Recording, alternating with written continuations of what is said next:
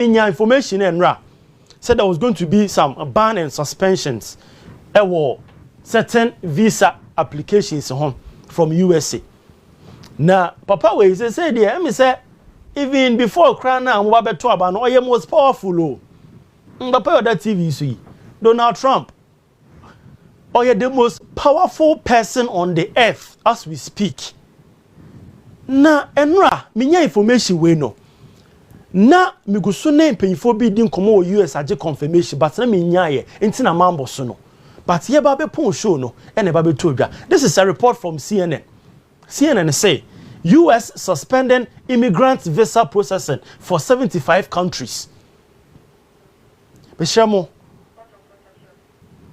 US suspending immigrant visa processing for 75 countries. Just the US almost suspended visa processing no. Ama 75 countries.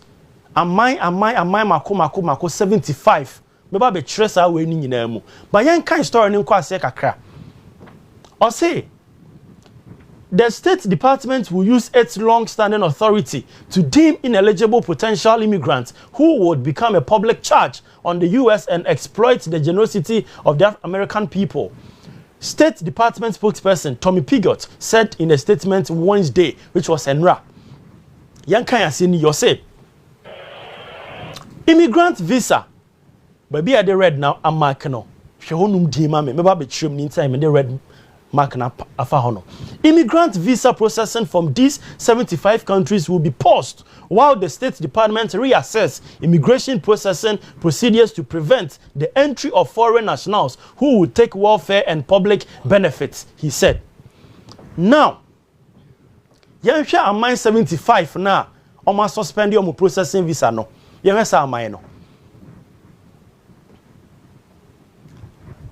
Anyway, so this is it. According to a US official, the countries impacted by the suspension in immigrant visa processing are Afghanistan, Albania, Algeria, Antigua and Barbuda, Armenia, Azerbaijan, Bahamas, Bangladesh, Barbados, Belarus, Belize, Bhutan, Bosnia, Brazil, Burma, Cambodia, Cameroon, Cape Verde, Colombia, Cote d'Ivoire, Cuba, Democratic Republic of DR Congo, almost on DR Congo, Dominica, Egypt, Eritrea, Ethiopia, Fiji, Gambia, Georgia. Ufi Georgia, or my abehu a man crofo bebre yam sure no e o man kronkron Ghana e na me de ade enso so red asan so amake ase no. Intermine 75 no Ghana a part of these countries. Ghana a part of these countries. And no statement ne bae no. Many lots of course. Darius, World Cup here hu nsem nyina na ode ba o. E wo so ma yehu US for no so ma ye nko World Cup ni bi. I won't send bebre. A man for the process na say e bring your massa say show mo. But mama can we. This story near Kokoba Bobani nyina near mekane say World Cup for no nya affected. Muntie me ye. This story aba say a suspended immigrant visa processing no. World Cup fans na mo be kono mo nya affected. This is the point. There were two words. Immigrants and non-immigrants. If I'm sure muntie me na mun follow assembly ye. There were immigrants and there were non-immigrants. I mean chemumu. So this is it. When you go to this side, an immigration visa, Panchomun follow me. An immigration visa, IV, is an authorization for a foreign national to live permanently in another country. The word is permanently in another country. In Siemisa who say, Mu amuko World Cup no, mu kwa kwa tra no ma febo anase mu kwa World Cup no masahaba. And to the best of my knowledge, obi apply for the World Cup visa or co World Cup akwa US no. Who apply you apply for a non-immigration visa. Pamuchomuntie. A non-immigration visa and I'll be apply for. In this situation no, ona oko apply for immigration visa no, oni are suspended. But yana yebeko si yakwa hwe ball, yakwa report for the games ne die. Problem be any home here. Into kind pass you say, unlike a non-immigrant visa for temporary stays like tourism, study, temporary work, it's for people intending to become lawful permanent residents, often requiring sponsorship from a relative or employer, an approved petition, and a successful interview with the ultimate goal of obtaining a green card, permanent resident status. And you know, ban na bano. Aba ediama omo person omo apply no mo kotena US honomo as permanent residents. Enti omo apply ne de yesi a suspended. Enti me ene wo a ye hwese ebetima kwa kwhwe World Cup ni bi. Eno visa na ma bi a 3 months e bi a 90 days. Ni ama e bi a 1 month ni ama no wakọ no wasaba. Enti wo no sa ne de wonya affected. Enti emame wurewura mu akọ US omo loss ni mi kakra. Na loss na mi ko mu ni nie. Hwe bibi we US Citizenship and Immigration Services omo mra no a say ne wo. Matome boas akan mu awura mu ama mo hu say metumi adem nsasi mebo na ma confirm on this huge platform say ban any suspension na aba no it will not affect the World Cup. Eno ne question obi ebisa since ban ya abai inti no na che say Ghana yentumi nko World Cup ni bi because Trump abane nkrofo a Ghana e ka ho bi inti US suspending immigrant visa processing. Immigrant, the word there is immigrant. Omo person omo konkot na omo anim permanently. Permanent stay residence no. Omo na omo a suspend sa visa processing no. But ye na ye call no there ye apply for non-immigrant visa. Non-immigrant. Ye call tourism ye kwa hebo na asayaba. It betumi a confirm say Ghana you betumi akọ World Cup ni bi. Supporters betumi akọ. Ban we no it will not affect us. It will be on that. Ban we it will not affect us. Into why you so be kono. Who apply for the non-immigrant visa. And your tourist visa. Oh kono asaba. Into the bia me come tunko fofo. So we yan san making sure say oh yan krojen ne mawa okwa no asamba sumdwema problem biama because papa no won no aye wild. Sa papa we why word ono abomi fi tanduku nti no beka bi ontie ose mo amoba na mo ba be siki for benefit mo ba be siki for omani benefit a mo mfiri omani mu no on so sane ma no so nti enei no the US on was suspended immigrant visa processes no nti bia what's the processing has say o person koye permanent resident o kronim dia ya suspended but mo person mo call World Cup am use non immigration visa any be a B1 is a tourist nyoma no eno de only problem bia nti en kan obi ate because there was a lot of fear and panic in the country among for friend left right center bedumo send messages no crepe wo mu na maka chodo who apply for US o kwa ko hebo ni bidia no on kasa ban we ho on kasa suspension we ho but if you krom hanom na wo apply so person kokotena ho permanent stay permanent resident dia eno de there be suspended for now. And I can't show us almost say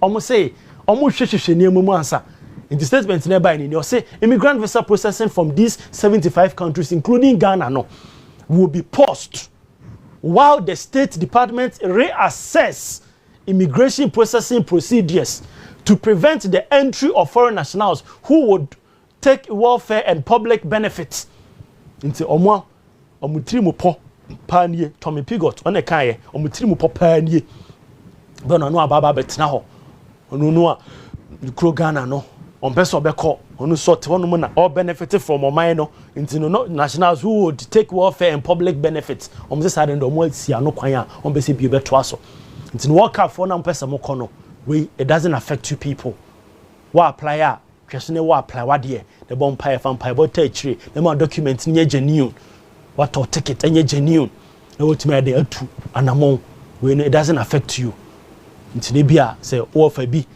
why na you say obeto ticket ama na ode ba ko na dada o say yes na suspend ya ka chen so ofa we nka ho ofa we ni de nka World Cup ni nka ho say na be obi so okay ni nka ho de a chiri mu na wa chire na me chire wo yai na ma bibia kama ama menye bibi on Daniel Lai just 5 minutes na me nto aso come anim eno Daniel Layi na oye referee.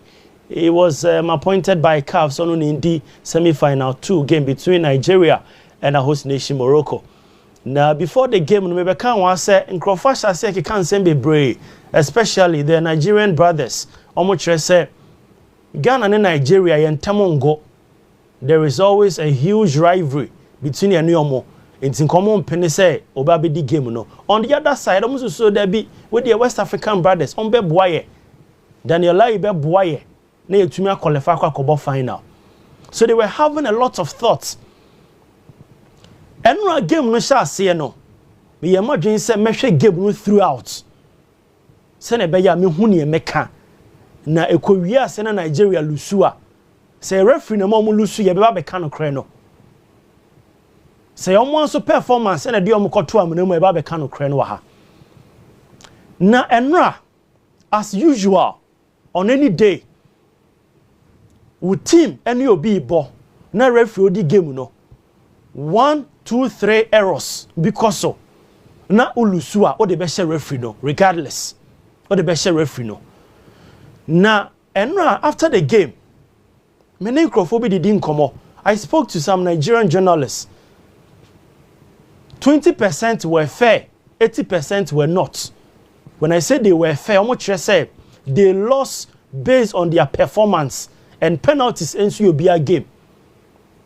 Penalties you'll be a game. Tino nache some person who's okay. Now did they send you teno? Daniel Layi na mamulusu yana. But then so a game, you something different. Only Nigeria 400 Edin Koma. Emu 96 ebe catch you say Daniel Layi na mamulusu ye. Emu 6 ebe catch you. Now factors on bebo buboniye.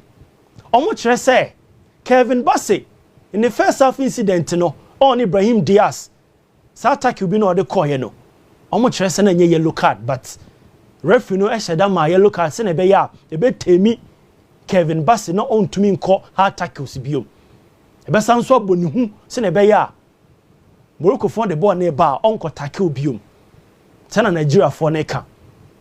Secondly, there were certain calls as our course no Nigeria for the feel say we there enkenye bone we there enkentia omo but na Daniel Layi age e de ama Morocco for no na just waje de etia Nigeria eno si assemble ko omo ka omo mbo about 3 incidents omo kire say Daniel Layi e hono no na yes opese oye na dwen say odidi ama Morocco for no because of some your host nation no masanya kwa ba bi si omo chi say Ghana Niger yen ntokwa wo yentem ye kan tokwa nye se to dabi enye ne sa but the rivalry football rivalry music rivalry food rivalry no e wo yentem nti no enam so a Daniel Layi treat Nigeria for ne sa no.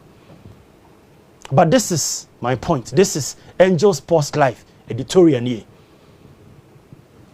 Yesterday on the day Daniel Layi gave a masterclass performance. I repeat, Daniel Layi gave a masterclass performance.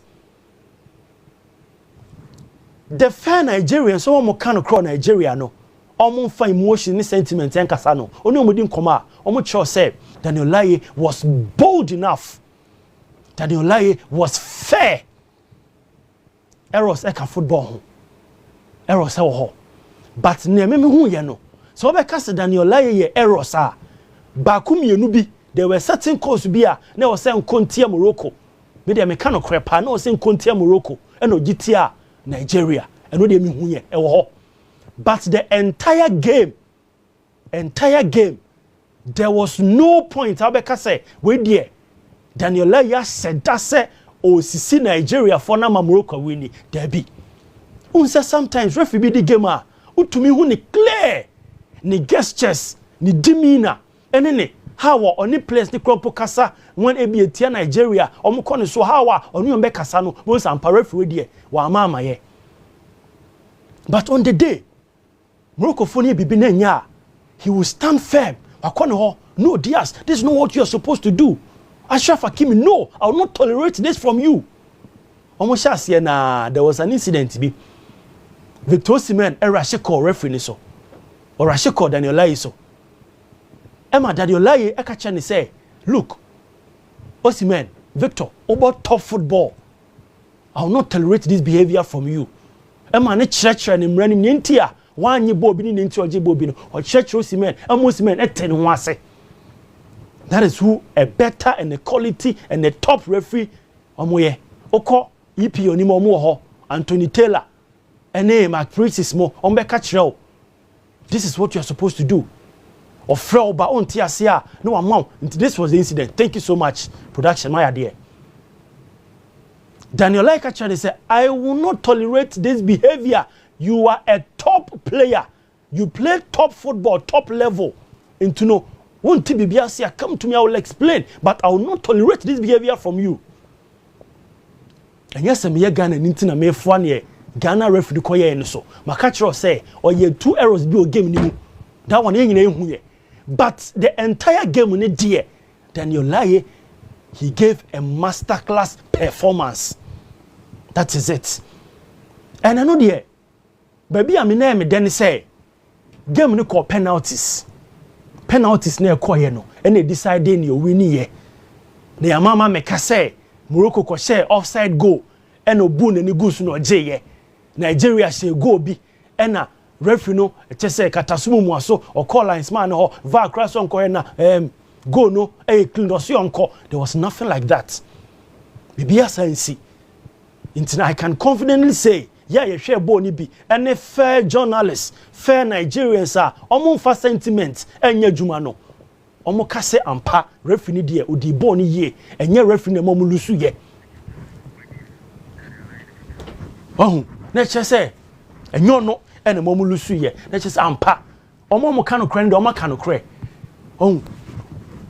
Omo mo kanu kren de omo nyina kanu kren na me unsa ampa. Say enyo no ene momu lusu sa game way. Na che say ampa say obo no homoden pa o hono ma problem bia ma o sa game okokodi ye no. Ntie mo wura na ba so wa ya de.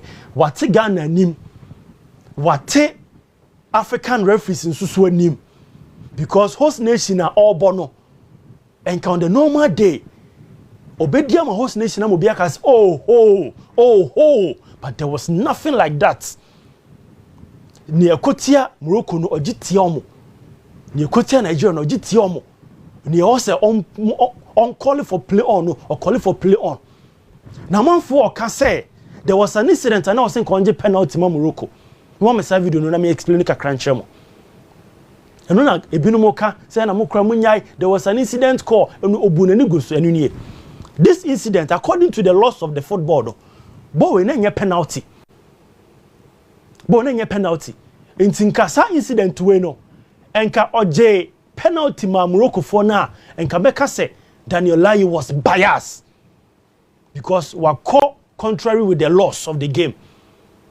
Wasai mrano eno nwankasa de na dwen di game no but we no chance onimu mrano yesi ball ebo obode na ebo wonsa enye foul. Secondly baby no gina no anything na waye no ye fa bibi natural and unnatural position ne nsana da no ho no one page anya no unnatural, it was on a natural position entontumi nje penalty say bi no mo ka so ena momu krampo no Daniel Lai krampo chamo penalty wan chobia penalty o de mrane na ye adwuma ntinka Hassan ko bumra no so a enkene ka make asem foforo but wa mumra no so according to the laws of the game so won sane ye say ya a natural position but we ni say ya a unnatural onama aye say na onante onama oye say na onante nti ye fa na natural position no nti onama oye say no a natural ukopeja say ya unnatural ntinka ball no corner Kevin Bassey eye say ya nka wapeja ne say unnatural position nka penalty nka wanje ama Morocco a nka ne meka so bias but odemrano na ye adwuma na we say no wanje Morocco fo ne bi kon so e mo explain it chiro with fairness and boldness. Daniel Lai what Ghana nim what Africa ni anyame wanwa see the 100 referees and they call World Cup I know your name will be part of these referees. I know because enra performance no enya sem ketwa yenya Nigeria for no eye normal eye natural because so team an wini na before the game no sha se ke cancel for referee no na referee no odi ne fenchem kra na unhu eno dey normal ewiase obia wo akoma sentiment feelings ewo nimu passion ewo nimu nti da bi we de atia ye no mpo so ye Ghana ni ye ne Ghana fo nka no mo keka say normal ti enya Nigeria fo no omusu a mo bejai ti enya Nigeria fo no musu kakra musu bejai but no game ni de referee Daniel Nilai Bleobi, he was top notch.